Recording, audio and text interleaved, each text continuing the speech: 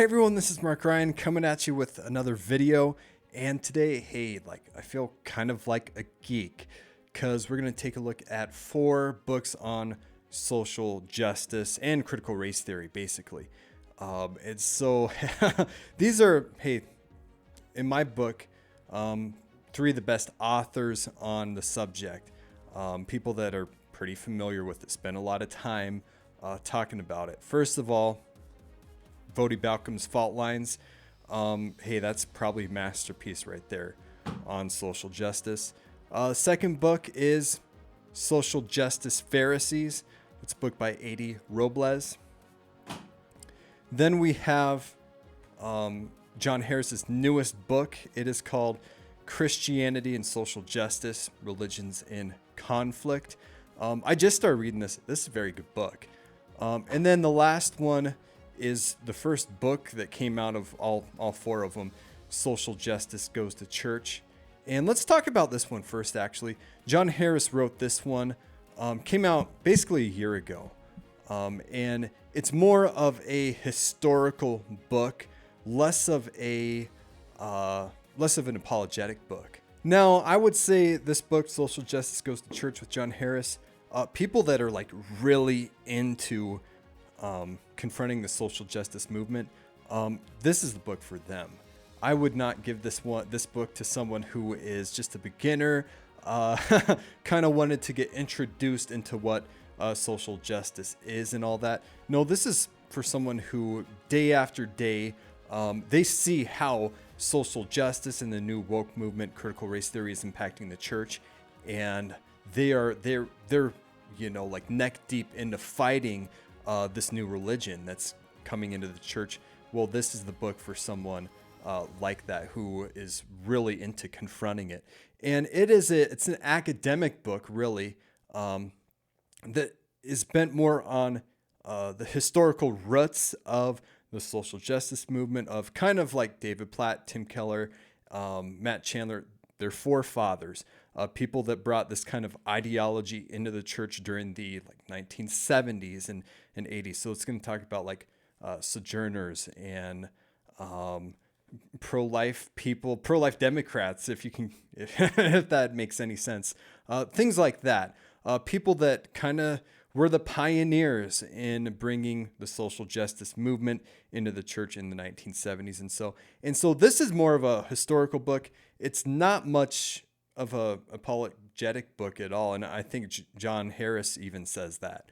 It goes into the history of it, into what gives birth to the social justice movement. And there's not a lot of books like this. I don't know if there's any books like this. And that's why it's important in that, in academics, we need more books like this that kind of expose the roots, the history of the social justice movement. There's not a lot of books like this. We need academic books like this for colleges or universities that can just really expose it and go after these kind of ideologies. So there's a really good place for this kind of book, to be honest.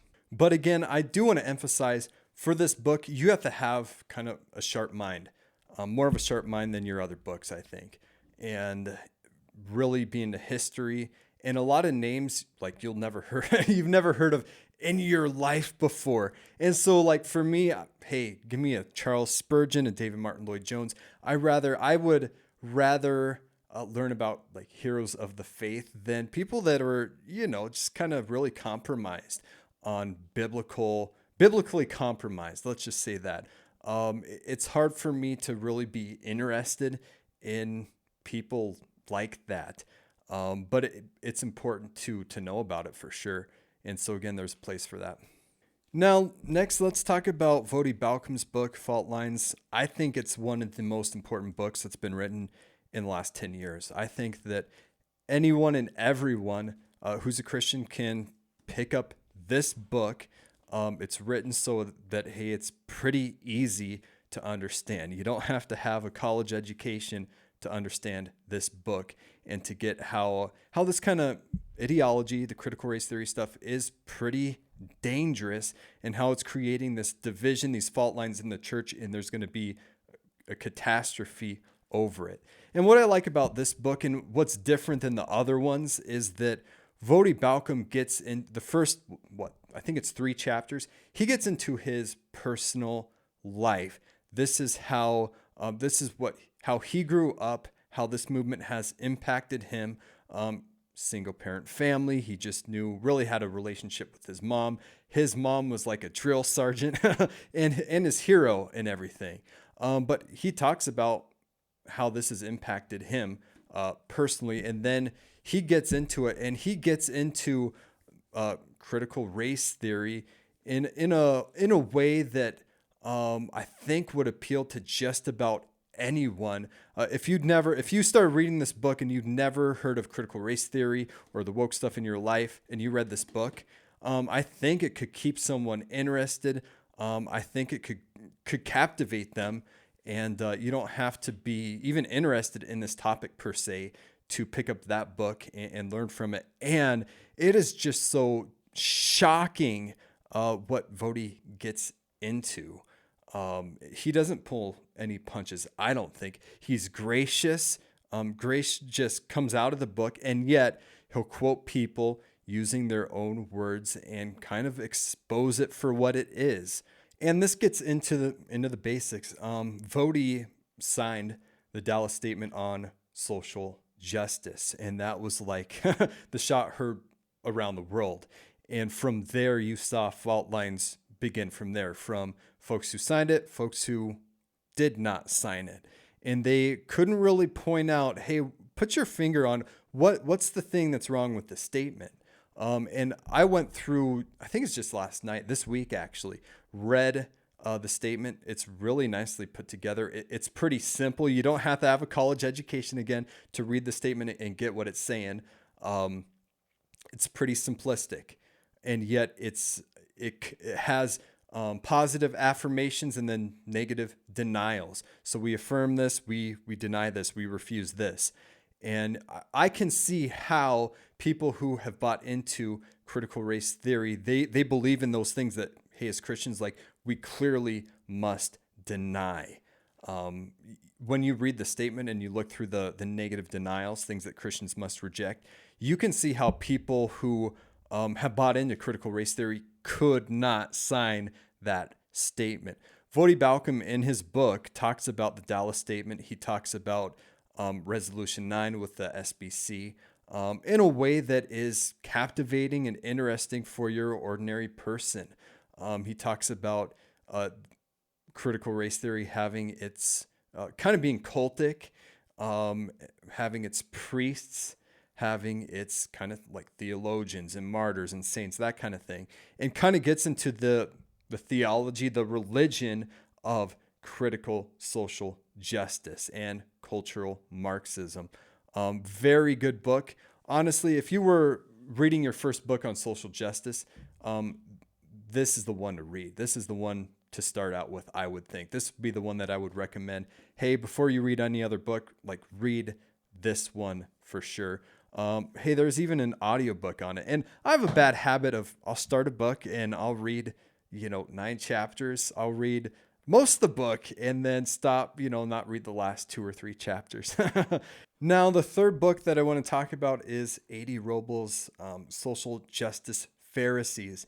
And hey, this might be my favorite title for all 4 of the books, because when you actually interact with this group, Social Justice Pharisees, it is so spot on, exactly spot on. I think of Jon Gruden, who just got fired, and all of your social justice Pharisees came out and they said, hey, I can't believe that Jon Gruden said what he said. His heart is like a volcano just oozing out hate lava with his hate speech and just hatred coming out of his heart. Well, Social Justice Pharisee fits that perfectly, because you have people outside of Jesus Christ like saying these things. Hey, Jon Gruden's heart's like this, not mine, but Jon Gruden's heart is. That's why Social Justice Pharisee is such a great title. With the social justice movement or mob, whatever you want to call it, really the mob, and what you see just on the media, whether it's with Dave Chappelle or whatever, you have people pointing out, hey, these bad people. I'm so glad that I'm not like these bad people over here. I'm much more righteous, much more better than them. That's not everyone, but hey, I would say the majority of folks that are in this movement are like. So I love the title, and I kind of say social justice Pharisees like all the time now. I've kind of just put that into my vocabulary. Sorry, AD. Now with AD's book, he said, hey, I've taken the book and I've turned it down a level. He can be pretty confrontational, pretty spicy. People say, hey, AD, you have a tone problem. You need to like tone it down a bit. And so AD would say, hey, I've toned it down a bit in this book, and you could hand this book to just about anyone, and it'll go through social justice movement on just your ordinary person level and kind of explain why, as Christians, we must reject it. And so his book is a little bit unique because he'll go first through like the law of God. Like, hey, God's the determiner of all things. God determines what justice is and what justice is not. Hey, where do we read of the law of God? Well, that's the Pentateuch. That's the first 5 books of the Bible and even the whole Bible, right? And so that's kind of where he starts. And then from there, in my words, AD kind of gets in the boxing ring, and he'll quote people using their own words. So he'll quote David Platt, Matt Chandler, Eric Mason, Tim Keller, Ibram X, I think. So there's a list of people, and he'll quote them using their own words. He's really fair, I think. He doesn't twist people's words. I didn't see any real straw mans. It was pretty fair, I think. And then he'll go at it and just expose, hey, they're wrong here and they're wrong here. So I see his book as more of it's still pretty spicy, to be honest. Him kind of going at it in the boxing ring with your woke folks, especially Eric Mason. He really takes it to Eric Mason in the book. And hey, Eric Mason definitely deserves it with some of the things that Eric Mason has said. But that is the thing with AD's book that really stands out again, is that, hey, he'll quote people using their own words, and then he'll go in the boxing ring and kind of expose it and go at it with that ideology, expose how, hey, as Christians, we have to reject this. This is counter to the law of God. This is showing partiality. If you name the name of Christ, you have to depart from this stuff. There is a chapter, I think it's chapter 6, where I wish that I could ask AD some questions and clarify some things. He's talking about scholarships for colleges and universities. I've got another video on that. And the last book to talk about is Jon Harris' book, Christianity and Social Justice, Religions in Conflict. What I want to point out is, well, first off, I've only read about half the book so far, but there's that. But a lot of times in books, what do? You skip the foreword, but don't skip this one for sure. Russell Fuller wrote the foreword in this book, and here's what it says. Really good. Page 8 of the foreword? The woke gospel is not an add-on to the gospel. It is a replacement of the true gospel. It is another gospel that God's people need to anathematize. And I love that clarity. That's crystal clear clarity there. Hey, it's a different gospel. It's a false gospel. And really, it's the gospel of human works, human achievement when you get down to it. And so they draw a clear line in the sand, and they treat the woke gospel. That's what I want to start calling it, really, is the woke gospel. They treat it like a false gospel the entire book, which, hey, I love. And that's how Christians should treat this thing. When it comes to Mormonism and their false religion, we don't embrace components of Mormonism into Christianity. Like, we don't do that. When it comes to other religions, Buddhism, Hinduism, we don't take components of that, except for yoga, it seems like, which we shouldn't be taking yoga and putting into Christianity, but we don't take components of their religions and putting them into Christianity. But right now we're seeing evangelical Christianity taking components of the woke movement and putting it into evangelical Christianity. It kind of like blends in so well. That's why it's so dangerous. But from the get-go, he says they're religions in conflict. They're two different religions. And there's a couple different options where some Christians would say, yeah, these woke folks, they're within Christianity. And that is a good title, because when you hear your woke folks, they'll say, hey, if you just believe that Jesus Christ came to die for your sins, well, you have a half gospel. If you don't have liberation theology, in other words, in your gospel, or social justice in your gospel, or love thy neighbor in the gospel, as Tim Keller has added that as the great requirement for the gospel. I thought the great requirement was believe upon the Lord Jesus Christ. But with Tim Keller, the great requirement is, hey, you got to love your neighbor, love thy neighbor as thyself. And when you get down to it, that means socialism for Tim Keller. Tim Keller is a Democrat in New York City. Don't get me started on Tim Keller. We're not even talking about the book now. In other words, he votes for abortion candidates, and he votes for sexual immorality candidates. I don't get that about Tim Keller, but let's keep going. Now, again, with Jon Harris, he's a historian, and you can see that in this book too. He, again, gets into more of a broader history of the social justice movement from even before the 1970s, from before that, from pretty much from Karl Marx on, it would seem. And so he gets into that, and then he does kind of the same thing that A.D. Robles and Voddie Baucham do, naming names, but he does it kind of more from a historical angle than an angle that A.D. would take, where A.D.'s just going at him, Now, Jon Harris, basically in my mind, he is a modern day reformer. He's tried reforming the SBC and kind of exposing what's going on in the SBC. And there's so much corruption, and it's the woke movement has really taken over the SBC far more than what I think people even imagine. Not the pews so much in churches, but the colleges, the universities, and the leadership. A lot of the leadership are woke, and they're in the places of power. Now, someone I think would need a higher reading level with Jon Harris's book again, and have to be a little bit more familiar with social justice to get into this book. That's just my analysis, especially compared to Fault Lines and A.D. Robles' book. If you've never heard of critical race theory in your life, I feel like you could pick up A.D.'s book and Voddie's book and just read it and really get into it and really take something away from it. Whereas someone that is more familiar with the social justice movement, for sure, pick up Jon Harris's book there.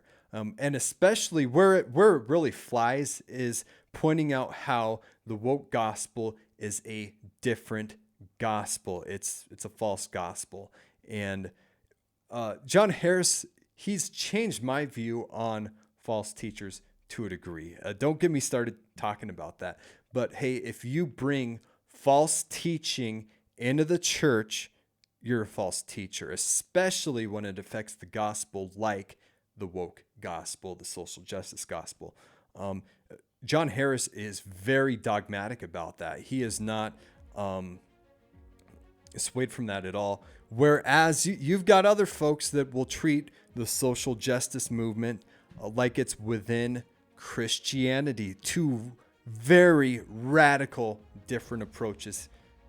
We could say, like Todd Friel would say, hey, these are brothers within Christianity. And it's very tricky. It's a very tricky thing, I think.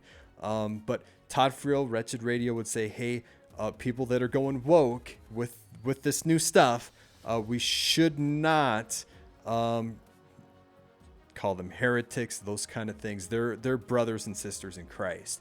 And there's two radically different approaches that, hey, like we should talk about. And the statement, the Dallas Statement on Social Justice, it does have a statement on heresy. and kind of being more hesitant to throw out that word in certain situations, right? But those are my thoughts on those 4 books. Hey, definitely check them out. The first one you should read is Voddie Baucham's book. If you haven't read Fault Lines, like, go read that one. And then if you want a more scholarly, academic books that get into it, that dissect it, very just pinpoint stuff, read Jon Harris' book on social justice and Christianity, religions and conflict. Read that one. Whereas if, hey, you want just kind of another personable book where it's kind of like you're sitting down, chatting, having a conversation, well, that's AD for you, and his book. But hey, those are just 4 books I would recommend. In the comments below, have you read any other good books that I haven't that, hey, like, should add to this list, that have really just exposed the woke movement? Have you read these books, and do you have a favorite? Which one really spoke to you? Hey, let me know in the comments. And with that, I will see you in the next video.